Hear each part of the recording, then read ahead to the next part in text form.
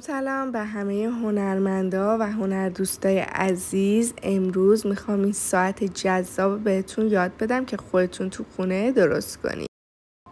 خب اول از همه من یه بیس چوبی گرد که مخصوص ساعته از قبل توی خونه داشتم که اتفاقا قبلا روش رزین زده بودم ولی رنگش رو دوست نداشتم، کاری که از آب در اومده بود و دوست نداشتم. پس اومدم از اول دوباره 2 دست یا 3 دست رنگ اکریلیک سفید و همونطور که میبینین رو بیس چوبیم زدم.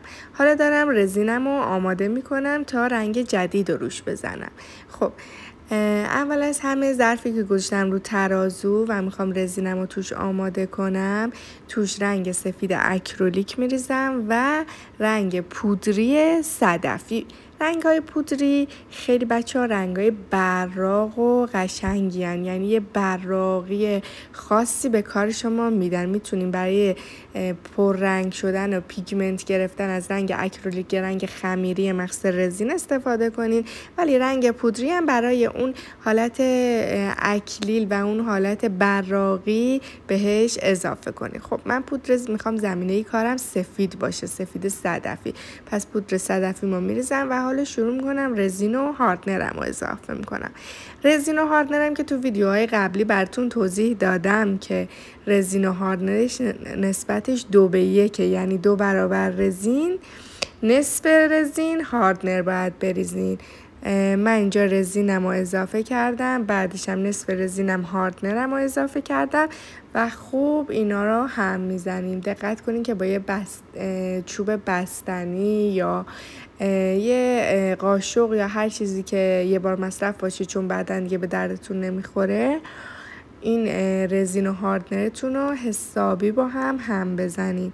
انقدر باید هم بزنین و مخلوط کنین که این حبابای داخل رزین از بین بره و رزین و هاردنر و رنگ و همه چی حسابی با هم قاطی بشه. بچه ها دقت کنین که اندازه هاتون درست باشه، اصلا 1 گرم هم جا به جا نشه.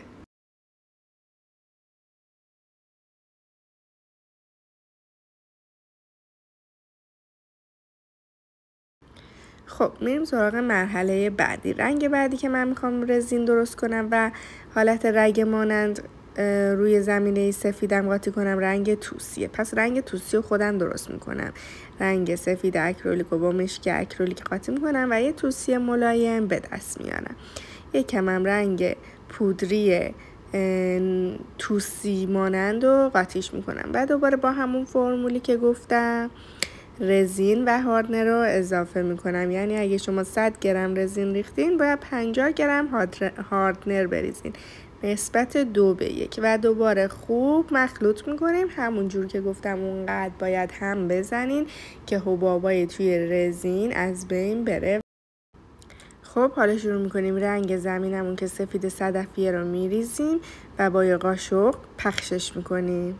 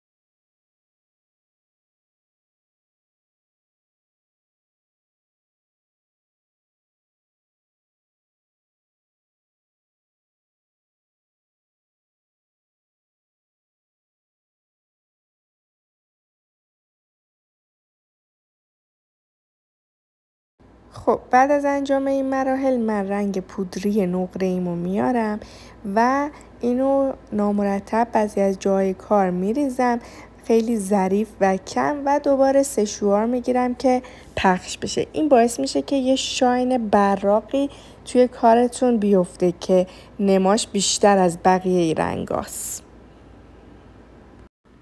خب توی این مرحله من یه دستمال کاغذی آوردم و دور تا دور ساعتم رو پاک کردم و زیر چوبم، زیر بیسم پاک کردم که بعداً رزینا خوش نشه و اذیت کنه. توی این مرحله هم با فندک اتمی روی کارمون میگیریم تا حبابا از بین بره، البته با فاصله. خب اینجا من این سوراخی که این وسط بیس زده بودم برای موتور ساعت گرفته شده بود و باز کردم و بعد ساعت رو بذاریم 24 ساعت خوش بشه. خب و در مرحله آخر اعداد ساعتمون رو با چسب میچسبونیم. دقت کنین که با خطکش اندازه بزنین که این اعداد رو دقیق و درست در بیارین. با چسب که چسبوندیم موتور ساعت و عقربه‌های ساعت هم نصب میکنیم و دیگه کار خوشگلتون تمومه.